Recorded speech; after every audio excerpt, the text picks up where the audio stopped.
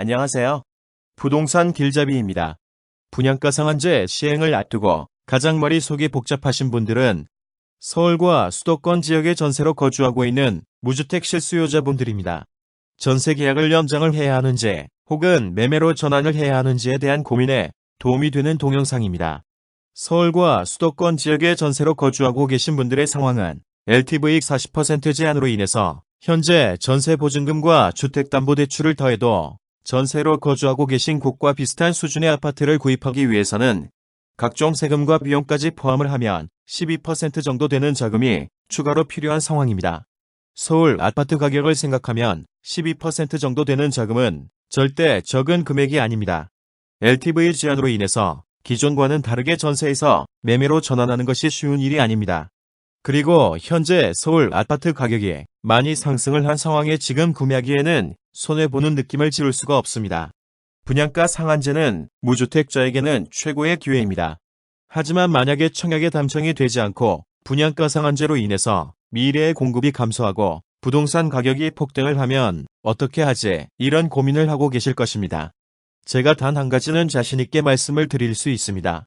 현재 언론이 말하는 분양가 상한제로 공급이 감소하고 부동산 폭등이 온다. 특히 2007년에 시행된 부동산 상한제로 인해서 2008년부터 2015년 사이에 서울과 수도권의 공급이 감소했다는 말은 전부 다 거짓입니다.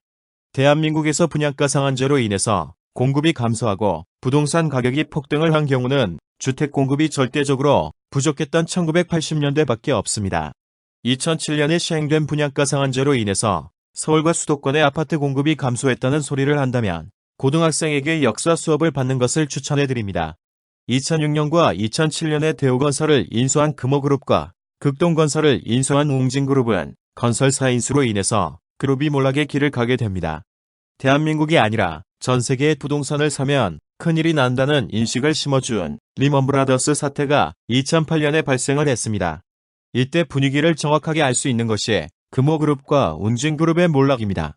리먼브라더스 사태를 앞두고 건설사를 인수한 금호그룹과 웅진그룹은 그룹 전체가 몰락의 길로 접어들 정도로 부동산 시장 상황이 좋지 않았습니다. 이러한 사회적 분위기가 지속되어서 2012년에 부동산 폭락이 찾아오고 부동산 가격 안정을 통해서 국민의 지지를 받고 대통령과 국회의원 선거에서 이겨야 하는 정치인들이 집을 사세요. 세금도 받지 않습니다. 를 외쳤습니다. 조세특례법 99조 1항 5년간 양도세를 면제해주는 특별법을 만들어서 사람들에게 아파트를 사라고 말하던 시기였습니다. 분양가 상한제로 인해서 공급이 감소한 것이 아니라 사람들이 아파트를 구매를 하지 않아서 공급이 부족했습니다. 2008년 리먼 브라더스 사태로 2012년 서울 아파트 입주 물량이 가장 적었고 2012년 부동산 대폭락으로 2015년 입주 물량이 두 번째로 적었습니다. 분양가 상한제로 인해서 공급이 감소하고 아파트 가격 폭등이 찾아온다고 언론에서 말하지만 2000년 이후 서울 지역에서 가장 입주 물량이 적었던 2012년이 대한민국 역사상 서울과 수도권 지역 부동산 가격이 가장 폭락한 시기입니다. 1983년에 시행된 분양가 상한제로 인해서 공급이 감소하고 6년 뒤인 1989년에 3개월 만에 강남 부동산 가격이 25% 상승하는 폭등이 찾아왔습니다. 그리고 분양가 상한제가 시행된 2007년, 5년 지난 2012년에 천국 위에 있던 분당이 지옥으로 갑니다. 여러분들이라면 어디에 베팅을 하시겠습니까? 분양가 상한제 이후 폭등 확률 50%, 폭락 확률 50%, 그동안 계속된 서울과 수도권 지역의 부동산 상승으로 인해서 계속해서 가격이 상승할 것 같은 느낌을 가질 수도 있습니다. 하지만 분양가 상한제 시행 1년 전인 2006년에 천국 위의 분당이라고 언론이 도배와 찬양을 하던 분당 지역이 정확하게 6년 뒤에 지옥행 열차를 탑승합니다. 무주택, 실수요자분들 전세계약 연장과 매매 전환에 대해서 고민을 하신다면 지금 급하게 선택하는 것을 절대 추천드리지 않습니다.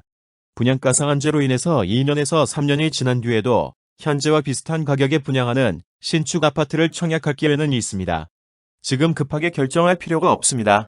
앞으로 다가올 기회를 충분히 이용하신 이후에 선택을 하시더라도 절대 손해는 없습니다. 지금 매매로 전환하는 것은 100일간 동굴에서 마늘과 쑥만 먹는 것을 참지 못해서 뛰쳐나간 단군 신화에 나오는 호랑이와 같은 행동입니다.